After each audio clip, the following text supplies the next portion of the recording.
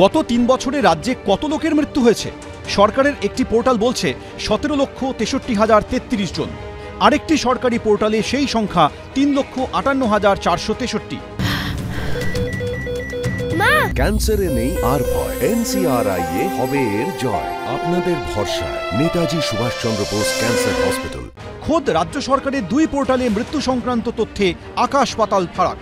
2021, 22 ও 23 সালে মৃত্যু সংক্রান্ত সরকারি তথ্যের পোর্টাল জন্ম মৃত্যু তথ্য বা জেএমটি এবং medical certification of cause of death বা MCCD পোর্টালে এই সংখ্যার মধ্যে বিস্তর ফারাক। রাজ্যের কোনো বাসিন্দা মারা গেলে মৃত্যুর শংসাপত্র জারির আগে তার নাম রাজ্যের পোর্টালে তুলতে হয়। এমন 2টি পোর্টাল রয়েছে রাজ্যে। একটি হলো 2019 সালে চালু হওয়া medical certification of cause of death বা MCCD। হাসপাতালে ঘটা যে কোনো মৃত্যু কারণ সহ এই পোর্টালে আপলোড করা বাধ্যতামূলক। এর কয়েক বছর পর জন্ম মৃত্যু তথ্য বা জেএমটি পোর্টাল চালু করে রাজ্য। শুধু হাসপাতাল নয়, নির্দিষ্ট লগইন আইডি দিয়ে এই পোর্টালে মৃত্যুর তথ্য আপলোড করতে পারে পঞ্চায়েত বা পুরসভা। প্রথম যে পোর্টালটা চলছিল সেই পোর্টালে কজ অফ ডেথটা অপশনাল ছিল, যার জন্য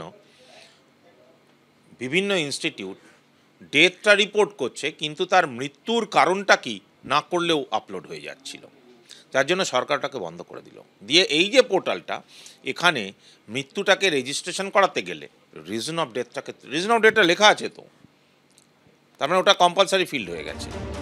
জন্ম মৃত্যু তথ্য পোর্টালে স্বাস্থ্য দপ্তরের পরিসংখ্যান বলছে গত বছর মৃত্যু হয়েছে 6,62,991 জনের।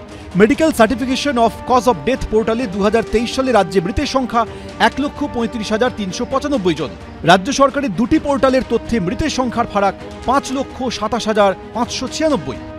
যেটা আপনার হসপিটালাইজ ডেথ সেটা আপনার যে পোর্টালে উঠবে, আর যেখানে সমস্ত জন্ম মৃত্যুর ধরুন শ্মশানঘাট বা আপনার এমনি ক্রিমেটোরিয়াম ছাড়া আমাদের কবরস্থান, সেখান থেকে বা পৌরসভা বা পঞ্চায়েত যারা আপলোড করবে, এই দুটোতে ফারাক থাকবে। দেখবেন আপনি সবসময় ওই নাম্বারটা বেশি থাকবে দ্বিতীয়টার, যেখানে হসপিটালাইজ ডেথ ছাড়া যেগুলো ন্যাচারাল ডেথ, যেগুলো ডাক্তারবাবুরা সার্টিফিকেট দেন যে ন্যাচারাল ডেথ, সেগুলো বেশিরভাগ বাড়িতেই মারা যান এবং সেই অনুযায়ী পুড়িয়ে দেওয়া বা কবর দেওয়া এগুলো হয়।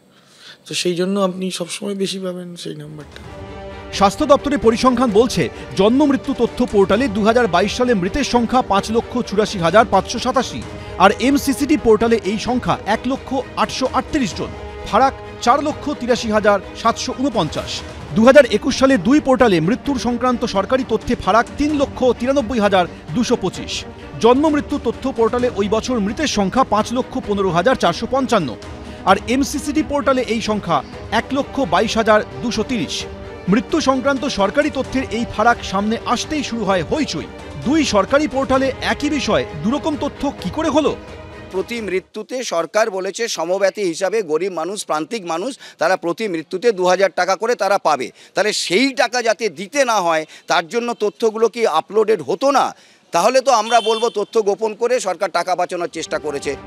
প্রশ্ন ও সমালোচনার মুখে পড়ে medical certification of cause of death বা MCCD পোর্টাল পাকাপাকিভাবে বন্ধ করার সিদ্ধান্ত নিয়েছে স্বাস্থ্য ভবন। পরিবর্তে রাজ্যের সমস্ত মৃত্যুর তথ্য এবার থেকে মৃত্যুর কারণ উল্লেখ করে জন্ম মৃত্যু তথ্যের পোর্টাল জেএমটিতে আপলোড করতে হবে। সন্দীপ সরকার, ABP আনন্দ, কলকাতা।